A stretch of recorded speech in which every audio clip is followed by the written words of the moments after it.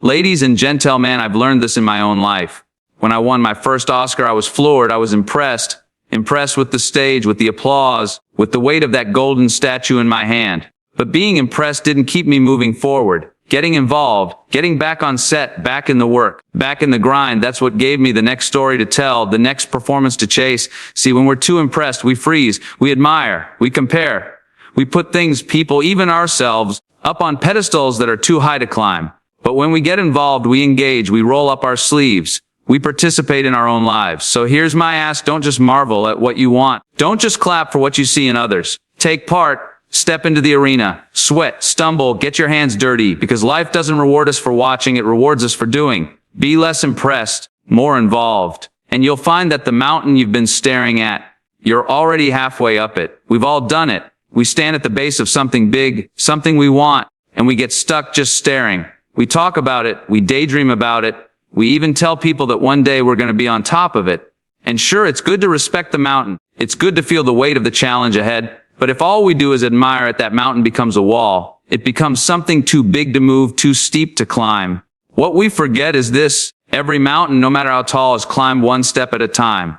Not in leaps, not in giant bounds, but in small, steady, intentional steps. And the moment you take that first step, the mountain stops being a dream and starts being a reality. I've learned that in my own life. Early on in my career, I was standing at the bottom, looking up at roles I thought were too big for me, looking at actors I thought were better than me, directors, producers, critics, audiences. I was impressed, almost too impressed. And because of that, I held myself back. But the day I decided to stop staring and start stepping, the day I got involved in the work instead of just being amazed by it, that's the day my climb really started. You see, being impressed doesn't move you forward. Being involved does. Action changes your altitude. Every time you put one foot in front of the other, no matter how small, you're closer to the top than you were yesterday. So don't just stand at the base of your mountain. Don't just talk about it. Don't just dream about it. Start climbing.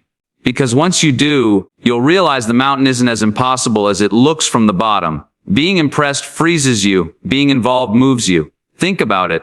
When we're impressed by something, we tend to stop. We stare at it, we admire it, and we get caught in that moment. It's almost like awe can paralyze us. We put people, opportunities, even dreams on pedestals so high that we forget they're not untouchable. And when we do that, we stay still. We clap from the sidelines instead of stepping into the game. But involvement, now that's different. Involvement means you roll up your sleeves and get to work. It means you stop admiring from a distance and start participating up close. You stop saying, wow, look at that, and start asking, how can I be a part of that? That shift is where momentum lives. I've felt this in my own career. Early on, I was impressed by the stage, the cameras, the names on the call sheet. I let myself be overwhelmed by the shine of it all. And in that space, I didn't move forward. I just existed in the shadow of other people's light.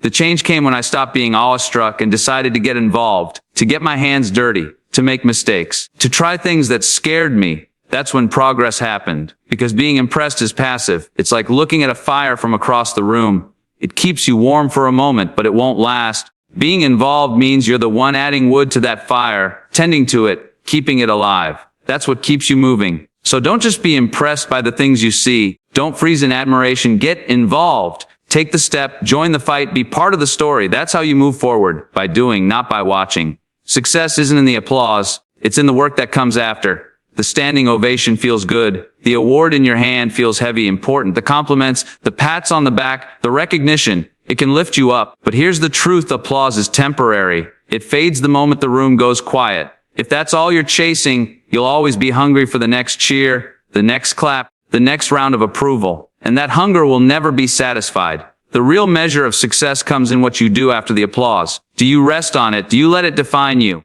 Or do you take it as a green light to keep going, to keep working, to keep becoming better than you were yesterday? Because the applause, it's not the finish line. It's a checkpoint. It's a moment to say, all right, good. Now let's get back to work. I've lived this. When I won awards, I celebrated, sure. But the question always came the next morning, now what? If I stopped there, if I let the applause be the destination, my story would have ended too soon. But I chose to get back in the game, to audition again, to read scripts again, to put in the hours again. The applause was a reminder that the work pays off, but it was never the work itself. Success isn't about what people see. It's about what you do when no one's watching. It's the preparation, the discipline, the sweat, the grind. That's the part that builds character, the part that lasts. So enjoy the applause, let it fuel you, but don't let it fool you. The real success is in the next step you take, the next challenge you face, the work you continue to do long after the clapping stops. Pedestals create distance. Engagement creates growth. When we put someone or something on a pedestal, we're saying it's higher than us, out of reach. We admire it, maybe even worship it, but we don't touch it. That distance feels safe, but it also keeps us stuck. Because as long as something is on a pedestal, it stays separate. It stays untouchable, and we never give ourselves permission to be on the same level. I've learned this lesson in my own life. Early on, I put certain actors, directors, and even opportunities up so high that I didn't think I belonged in the same room. I told myself, they're too great, too talented, too established. And when I did that, I stayed small. I didn't take risks. I let the distance between us grow. But when I finally stepped off the sidelines and got involved, when I engaged with the work, the people, the process, that's when I started to grow. That's when I realized they weren't superhuman. They were just human like me, working at their craft. Engagement is where growth happens. It's when you step into the conversation, when you put your hand up, when you join the effort. It's when you stop saying, I could never, and start saying, why not me? Every time you engage, you close the gap between where you are and where you want to be. Pedestals might inspire you, but they won't change you. Engagement will. It makes you better because it forces you to participate, to learn, to adapt. And the more you engage, the less distance there is between you and the things you once thought were impossible. So don't leave your heroes, your goals, your dreams up on pedestals. Bring them down. Get involved. That's how you grow. Life rewards participation, not observation. It's easy to sit back and watch, to be in the stands, to cheer, to point out who's winning and who's losing. Observation is comfortable. It asks nothing of us. But here's the truth. Nothing grows from the sidelines. Nothing changes by just watching. Life doesn't hand out trophies for commentary. It hands them out for effort, for sweat, for showing up and taking part. When I look back at the times I grew the most, they weren't moments where I sat around thinking or talking about what I might do.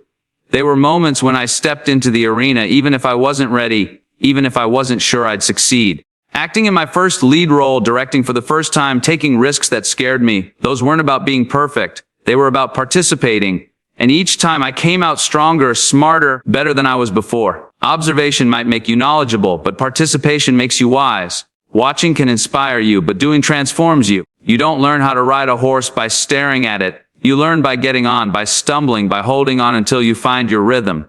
That's how life works. And participation doesn't mean you'll always win. You'll stumble, you'll fail, you'll get bruised.